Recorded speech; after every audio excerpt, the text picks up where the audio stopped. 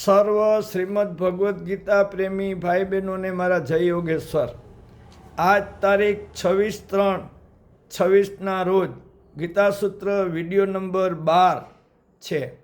આજના વિડીયોમાં આપણે શ્રી રામ અવતારની વાત કરવાના છીએ.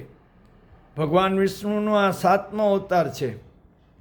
ભગવાન શ્રી રામ, જેમને આપણે મર્યાદા પુરુષોત્તમ તરીકે ઓળખીએ છીએ, તેમના જીવનના ગુણો આજે હજારો વર્ષો પછી પણ માનવજાત માટે આદર્શ સમાન છે.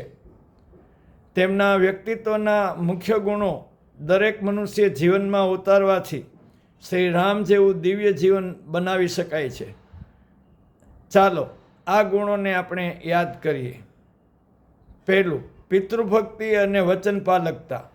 પિતા દશરથને આપેલા વચનને નિભાવવા માટે હસ્તામુખે રાજગાદીનો ત્યાગ કરીને 14 વર્ષ વનમાં રહ્યા. રઘુકુલ રીત સદા ચલી આઈ, પ્રાણ જાય પણ વચન ન જાય, એ પંક્તિને તેમના જીવનનો સાર ગણવામાં આવે છે. બીજો ગુણ, આદર્શભાઈ અને પુત્ર તરીકે તેમણે ક્યારેય સત્તા કે સંપત્તિનો મોહ રાખ્યો નથી. રાજ્ય મળ્યું ત્યારે અને વનવાસ મળ્યો ત્યારે પણ મનમાં શાંતિ રાખીને પોતાના ત્રણેય ભાઈઓ ઉપર એક સરખો પ્રેમ કર્યો હતો.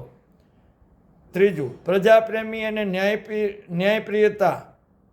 એ રાજા હોવાથી રામરાજ્યની સ્થાપના કરી, જે આજે પણ ગવાય છે. ચોથું, ધૈર્ય અને સંયમ. સીતાજીનું અપહરણ થયું ત્યારે હિંમતથી વાનર સેના સાથે ધર્મના માર્ગે રાવણનો વધ કર્યો હતો.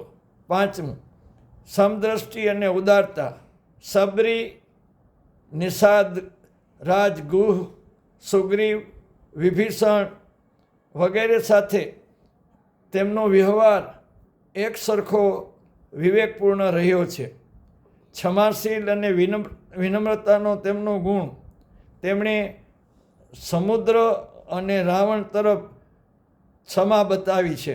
એટલું જ નહીં, પણ લક્ષ્મણને રાવણ પાસે મોકલીને રાજ્યનું જ્ઞાન મેળવવા, રાજ્ય કેવી રીતે ચલાવવું તેનું જ્ઞાન મેળવવા મોકલ્યો હતો.